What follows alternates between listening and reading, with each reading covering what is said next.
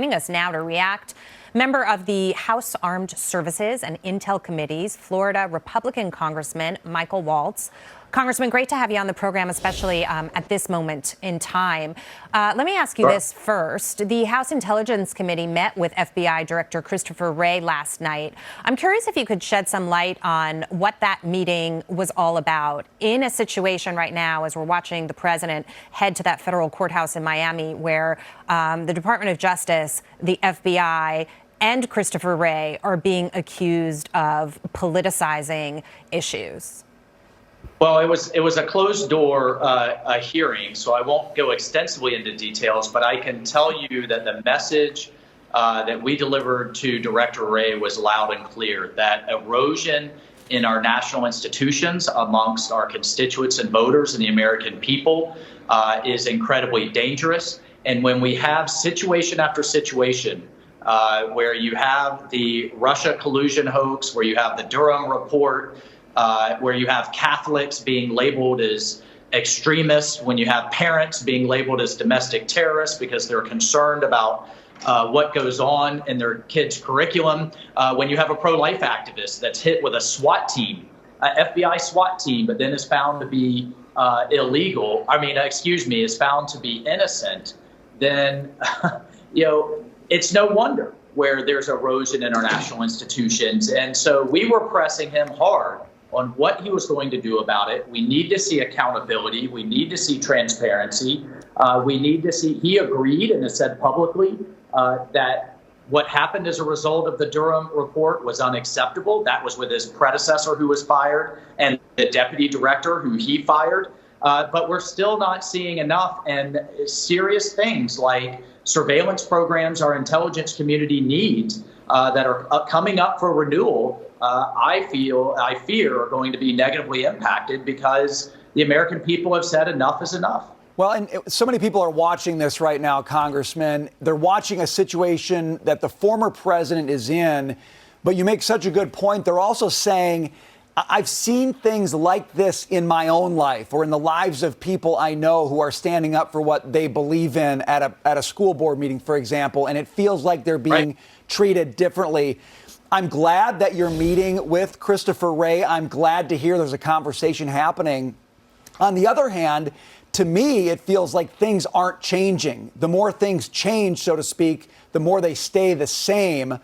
Are you confident that the FBI, as it's constructed right now, as it's led right now, can actually make a change that can build trust? Or is something much more extreme going to happen before we get the change that a lot of people are hoping to see? Well, look, I think you hit the nail on the head. So now, on top of all of those things I've listed, we're seeing a president and his Department of Justice prosecuting, threatening to put in jail for life, really a death sentence, a political opponent, a former president and an active sitting candidate. I've served in countries overseas where that happens all the time. I never thought I'd see that in America. And it's not over an alleged murder. It's over document handling, which is debatable legally between the Presidential Records Act and the Espionage Act. So I fear that they haven't really thought through the forces that they've unleashed. And on top of all of the other things, you hit the other nail, is that this is a level of trust in a democracy. In classified spaces, journalists can't check on it. You guys can't. The American people can't see it. You have to basically trust your elected officials and your appointed officials. And that has been so badly eroded that I think you're right. It's going to take major reform. I'm not confident we'll see that until we have an all-Republican Congress and an all-Republican White House. I want to pivot topics with you, if I may. We're going over to China. China's Xi Jinping reportedly planning for extreme scenarios, including major conflict with the West. This is, of course, as the White House finally admitting that they have known about that China spy facility in Cuba since 2019. But, of course, they are shifting the blame to the Trump administration. Former DNI Chief Ratcliffe said that the White House is lying through their teeth. Take a listen. The idea that this kind of surveillance platform was present and being allowed is just absurd. But yet again, the strategy for the Biden administration is deny it until we can't deny it anymore, then find a way to blame the Trump administration for it. And Congressman, it goes from traditional warfare to what many investors are looking at could be economic warfare next. How worried are you? Yeah. Oh, I'm phenomenally worried. This is what gets me up every day. I believe Xi Jinping fully intends to take Taiwan. Those are his words. He said he's going to do it militarily or otherwise, and he's going to do it on his watch. And that will unleash a global economic depression, the likes of which we've never seen, supply chain disruption, potentially major military conflict. My message to Wall Street, to investors, is get your supply chains out. We have to reshore. If they can't come to the United States, then let's at least get them in the Western Hemisphere, where we can have access to them.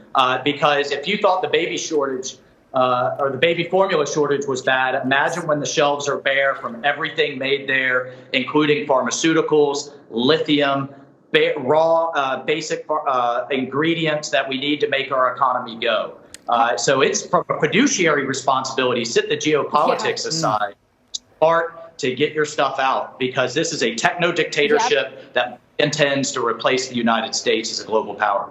Congressman, really appreciate your time. Thank you so much for joining us.